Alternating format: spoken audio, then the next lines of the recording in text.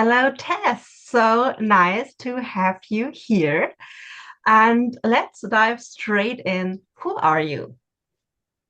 Well, first off, hello, Stephanie. Thank you so much for having me here. I'm so excited to be a part of this summit. So who am I? Well, I am many things, as we all are, right? But my name is Tess Jewell-Larsen. I am a yoga therapist, a somatic healer, mindfulness coach, and I do lots of other things too. But those are the three main things. And I work primarily with women who are professionals who are juggling it all, family, life, work, all of that sort of thing, and feeling overwhelmed with what is going on. Also through, like the cycles of being a woman. So, through different time periods in our lives, whether that's with, pregnancy, postnatally, whether that's just through different changes that we have throughout our life. And so I I do my best to really listen and work with each individual that comes to me to support them in you know finding the tools that they can use themselves to really feel like they can achieve whatever goal it is that they're working towards, so that they feel supported, and they thrive no matter what comes their way. I love that, especially the connection to our feminine cycle. And that's so important to live by our own Yeah, cycle. So, totally. yes, you already told us a little bit what would have been my second question, but maybe you want to dive a bit like deeper into one or the other part. So the second question would be, what are you offering to entrepreneurs and creatives so they can become the best version of themselves? Well, um, I think the most important offering is really to help each individual listen to what really is going to benefit them. So I think so often we have this idea of there's all these things that we have to do, right? I have to do this to look this way. I have to do this to get this certain goal. I have to do this. I have to do that. I have to we have all this information coming from every different angle, whether that's from our family, our friends, whether that's online, whether that's, whatever it is, right? And so I think it's really important that we take time to pause and really tune into ourselves and really discover what it is that benefits us in this moment. And so one of the things that I try to do when I work with individuals is to help them take that time to tune into themselves, to really discover what it is that is needed in that moment and what isn't needed in that moment. So, really kind of exploring that for ourselves because, it's really easy to get overwhelmed by everything that we're being told. And it's not always easy to really kind of sit down and take that realistic look at what is going to support us as we are, and to be compassionate with where we are in that moment and to um to really celebrate where we are in that moment, right? No matter what's going on in our lives. So I think, in a nutshell, that's sort of my goal is to help individuals reconnect with themselves and say, hey, what can I do to support myself right now? Yes, and we should celebrate ourselves more. I think this is a thing, especially 100%. women, we do like rarely, don't we? Like it's, oh, I Very, reached a too goal, rarely. now straight to the next goal. Exactly. I mean, it's like you don't even finish one thing before you're already thinking of another. And hello, I am guilty of this too. Like, I'm not saying that like I'm perfect at this. That's I okay. am sure Stephanie would agree. We're all dealing with this.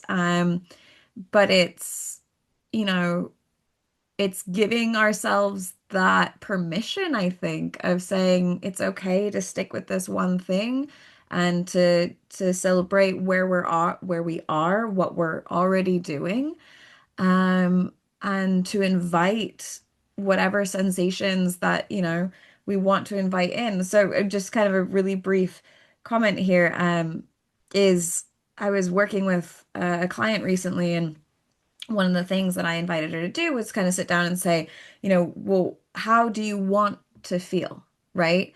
How do you want to feel in your perfect day? And then so she took some time to write down how she wanted to feel physically, emotionally, intellectually, spiritually. And then we kind of create a little meditation around that and just invited those sensations in her body right now. And she was like, this was such a transformative experience in many ways because I'm living the life I'm living, and yet I was able to open up to those sensations that I thought were impossible to have right now. So it's there within us, and I think when we just take that time to pause, to tune in, to allow, and yeah, to celebrate where we already are, what we've already done. I think that's it's all part of the journey, right? It's not just the destination. We Yes. need to, celebrate that journey as well. So please tell us a little bit more about yourself. What are you doing to become the best version of yourself? I think I try to live very much by what I suggest to my clients. Now, I'm not saying that this is an everyday like I'm perfect at it, but I try to tune in and say, okay, what's going to benefit me the most right now?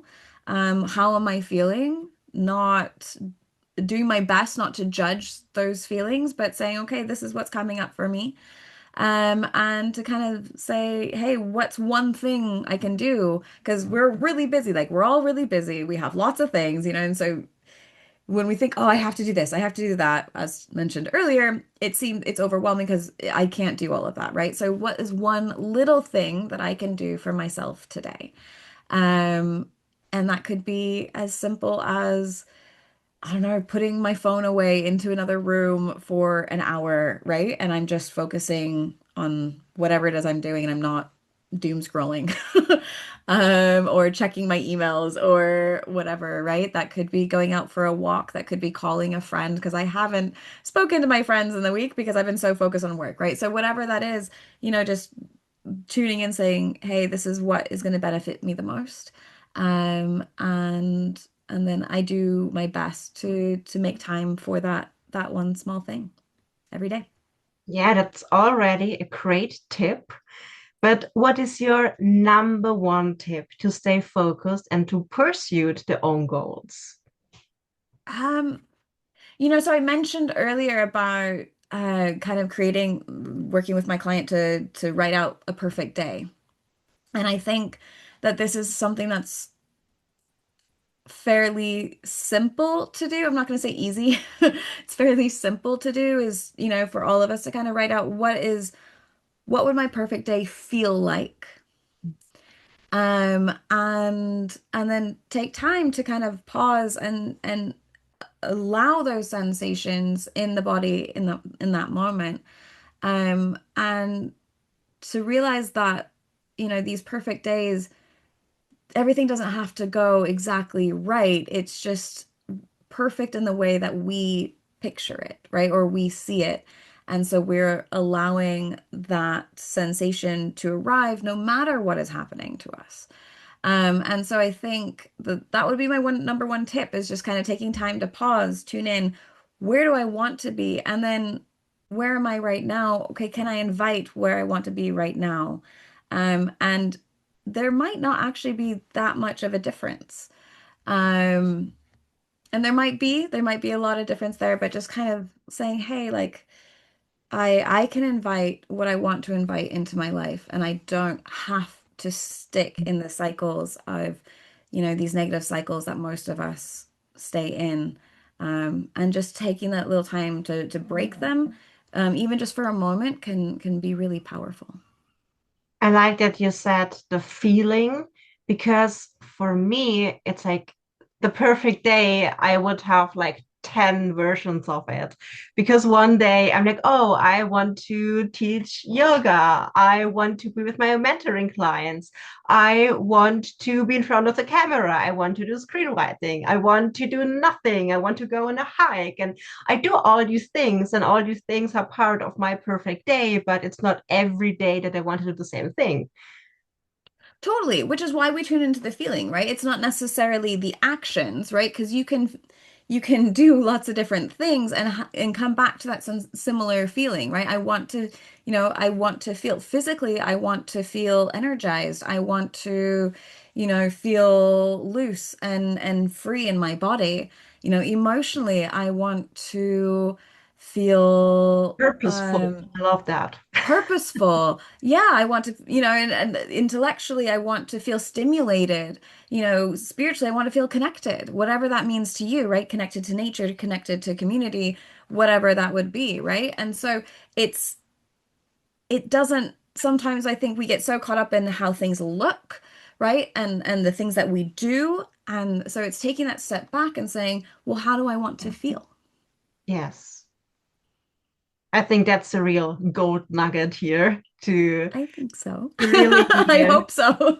yeah, Someone. feel, feel more. We need to feel more. Don't overthink it. Just Yeah. feel.